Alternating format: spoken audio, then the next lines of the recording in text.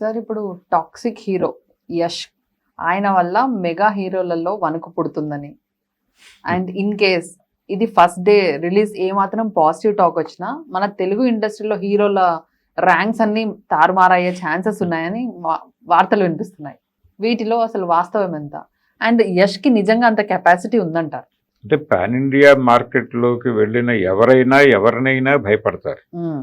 అంటే షారూక్ ఖాన్ ని ఒక దశలో ప్రభాస్ భయపెట్టాడు కదా, అలాగే అల్లు అర్జున్ కూడా భయపెట్టగలిగాడు పుష్ప 2 ద్వారా. అంటే 1800 కోట్లు కలెక్ట్ చేయటం అనేది చిన్న విషయం ఏమీ కాదు. ఇప్పుడు మహేష్ బాబు భయపెడుతున్నాడు, ఆయన గ్లోబల్ మార్కెట్ లోకి ఎంటర్ అవుతున్నాడు. గ్లోబల్ మార్కెట్ లో ఇప్పుడు ఈ 1800 కోట్లు అనేది చాలా చిన్న అమౌంట్ గా మారబోతోంది అతి త్వరలోనే. నెక్స్ట్ ఇయర్ సమ్మర్ కి వారణాసి రిలీజ్ అయిపోయిన తర్వాత ఈ నెంబర్లన్నీ మారుతాయి. అలాగే సినిమా డిజైనింగ్ కూడా మారుతుంది. బాహుబలి తర్వాత ఎలాగైతే పాన్ ఇండియా మార్కెట్ కోసం ప్రతి హీరో ఉవిళ్ళూరాడు, ఇప్పుడు గ్లోబల్ మార్కెట్ కోసం అదే ప్రయత్నం చేస్తారు. అల్లు అర్జున్ ఆల్రెడీ ఆ పనిలో ఉన్నాడు. తన రాకా సినిమాలో విల్ స్మిత్ ని ఇలాంటి వాళ్ళని తీసుకుని దానికి ఏదో గ్లోబల్ లుక్ ఇవ్వడానికి ఏదో ప్రయత్నం చేస్తున్నారు. అందుకని గ్లోబల్ మార్కెట్ వైపు పరుగులు మొదలైపోయినాయి.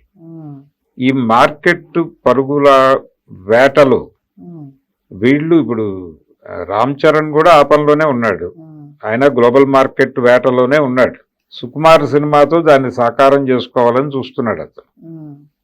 అలా మెగా కాంపౌండ్ నుంచి యష్ ని పోటీగా ఫీల్ అయ్యేటువంటి వాడు అయితే ఆయన ఒకడే. పవన్ కళ్యాణ్ గారు లోకల్ మార్కెట్ లోనే సినిమాలు చేస్తున్నాడు, చిరంజీవి గారు లోకల్ మార్కెట్ లోనే చేస్తున్నాడు, సాయి దుర్గ తేజ్ కూడా ఇక్కడే చేస్తున్నాడు, వైష్ణవ్ తేజ్ కూడా ఇక్కడే చేస్తున్నాడు, వరుణ్ తేజ్ కూడా లోకల్ మార్కెట్. కాబట్టి వీళ్ళల్లో కేవలం రామ్ చరణ్ ఒక్కడే సఫర్ అవ్వాలి యష్ గురించి. అంటే మనకు ఆ ఏరియాలో పోటీ వస్తున్నాడు అతను అని. వీళ్ళు ఎలాగైతే కర్ణాటక మార్కెట్ ని కాంకర్ చేయాలనుకుంటారో అతను తెలుగు మార్కెట్ ని కాంకర్ చేయాలని అనుకుంటాడు, సహజం అది. షారూక్ ఖాన్ హిందీ మార్కెట్ నుంచి ఇక్కడికి వచ్చి ఇక్కడ డబ్బులు చేసుకోవాలి అనుకుంటాడు, వీళ్ళు హిందీ మార్కెట్ ని పట్టుకోవాలని వీళ్ళ ప్రయత్నం వీళ్ళది. కాకపోతే రామ్ చరణ్ కి ఈ మధ్య కాలంలో RRR తర్వాత సీరియస్ గా హిందీ మార్కెట్ ని పట్టుకున్న సినిమా లేదు. పెద్ది కూడా డిసప్పాయింట్ చేసింది ఆయన. గేమ్ చేంజర్ ఇబ్బంది పెట్టింది, అంతకు ముందు ఆచార్య ఇబ్బంది పెట్టింది, ఈ సినిమా కూడా ఇబ్బంది పెట్టింది. ఇప్పుడు ఆ గేమ్ చేంజర్ ప్రొడ్యూసరే ఈ సినిమాని కొన్నాడు, దిల్ రాజు గారే టాక్సిక్ కొన్నాడు. కాబట్టి ఇప్పుడు ఆయన చాలా ఇంటర్వ్యూస్ లో ఆ సినిమా వల్ల నష్టపోయాను నేను అని మాట్లాడుతున్నాడు దిల్ రాజు గారు, గేమ్ చేంజర్ వలన. అంటే మెగా అభిమానులు ఏమనుకుంటున్నారంటే నీ వలన కదా మాకు ఒక ఫ్లాప్ వచ్చింది, నువ్వు ప్రాపర్ గా ఆర్గనైజ్ చేయకపోవడం వలన మాకు ఫ్లాప్ వచ్చింది, ఇప్పుడు మా సినిమా వలన నష్టపోయామని మాట్లాడటం నెగిటివ్ అభిప్రాయం ఏర్పడుతుంది కదా జనంలో. సో టాక్సిక్ కి కూడా మనం నెగిటివిటీ స్ప్రెడ్ చేయిద్దాం అనే అభిప్రాయంతో వాళ్ళు ఉన్నట్టుగా అర్థం అవుతుంది మెగా అభిమానులు. అదొక గొడవ ఉంది ఇప్పుడు. ఈ గొడవ నేపథ్యంలో ఇదేదో అంటే వాళ్ళు ఆల్రెడీ మాట్లాడేస్తున్నారు సోషల్ మీడియాలో. ఈ మాట్లాడేయటం వలన వీళ్ళేదో ఇబ్బంది పడుతున్నారు యష్ ఎంట్రీని అని అన్నట్టుగా అనిపిస్తోంది. కానీ యష్ గొడవ కాదు, అది దిల్ రాజుతో గొడవ. దిల్ రాజుతో గొడవ, యష్ ని వాళ్ళు అంటే మూవీ యష్ది కాబట్టి గొడవ జరుగుతోంది, కానీ వివాదం ఆయనతో కాదు. రెండోది వీళ్ళు యాక్సెప్ట్ చేసి తీరాలి, మార్కెట్ లో ఇతను రావాలి, ఇతనితో సినిమా తీయాలి అనేది వీళ్ళు డిసైడ్ చేసే పరిస్థితి కాదు.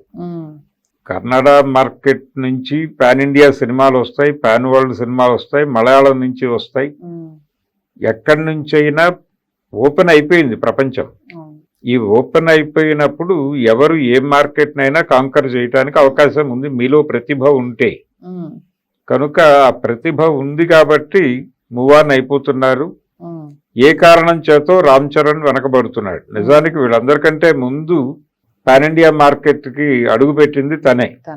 ఏది జంజీర్ సినిమా ద్వారా, అమితాబ్ జంజీర్ సినిమాని రీమేక్ చేస్తూ ఇతనే తీసుకున్నారు. అవును, అది తెలుగులో అలా వచ్చింది. ఆ సినిమాతో అతను ఆ మార్కెట్ లోకి ఎంటర్ అవ్వాలని ట్రై చేశాడు, అది అవ్వలేదు. RRR సినిమాతో అయ్యింది. ఆ తర్వాత దాన్ని నిలబెట్టే సినిమా పడలేదు. పడలేదు. ఇప్పుడు ఈ సుకుమార్ సినిమాతో నిలబెట్టుకోగలను అని నమ్ముతున్నాడు ఆయన. ఆ ఏరియాలో కొంత పుష్ప సినిమాతో తను బలంగా నిలబడ్డాడు అల్లు అర్జున్. దాంతో పాటు ఇప్పుడు ఈ రాకా సినిమా కూడా ప్రాపర్ గా సక్సెస్ అయితే తను స్థిరపడిపోతాడు, ఇతను వెనకబడి ఉంటాడు. అందుకని ఆ గ్యాప్ ఉంది, ఆ గొడవ ఉంది. కాబట్టి అల్లు అర్జున్ ఫ్యాన్స్ కి రామ్ చరణ్ ఫ్యాన్స్ కి మధ్య కూడా ఒక గొడవ ఉంది. ఇప్పుడు అల్లు అర్జున్ ని మెగా కాంపౌండ్ హీరో అనలేము, ఆయన వేరే, అది అల్లు కాంపౌండ్. అది అల్లు కాంపౌండ్ హీరో అయినా మెగా కాంపౌండ్ హీరో. ఈ మెగా కాంపౌండ్ హీరోకి హిట్ వచ్చే వరకు, పాన్ ఇండియా హిట్ అంటే ఒక 1000 crore క్లబ్ లోకి వెళ్లే సినిమా పడే వరకు వీళ్ళందరితోనూ గొడవలు ఉన్నాయనే ప్రచారమే జరుగుతుంది. వృత్తిపరమైన స్పర్ధ ఇది. ఈ స్పర్ధ అనివార్యంగా బయట ఫోకస్ అవుతూ ఉంటుంది. అంటే దేవుడు భక్తుల ద్వారా మాట్లాడతాడు, హీరోలు అభిమానుల ద్వారా మాట్లాడతారు అనేది ఒక సెయింగ్ ఉంది. ఆ పద్ధతిలో హీరో గారిలో ఉన్నటువంటి ఆ ఇబ్బంది అంతా అభిమానులు మాట్లాడుతూ ఉంటారు. వీళ్ళు యష్ గురించి మాట్లాడతారు, దిల్ రాజు గురించి మాట్లాడతారు, అల్లు అర్జున్ గురించి కూడా మాట్లాడతారు. కాబట్టి ఆ ఏరియాలో జరుగుతున్న గొడవ అంతే.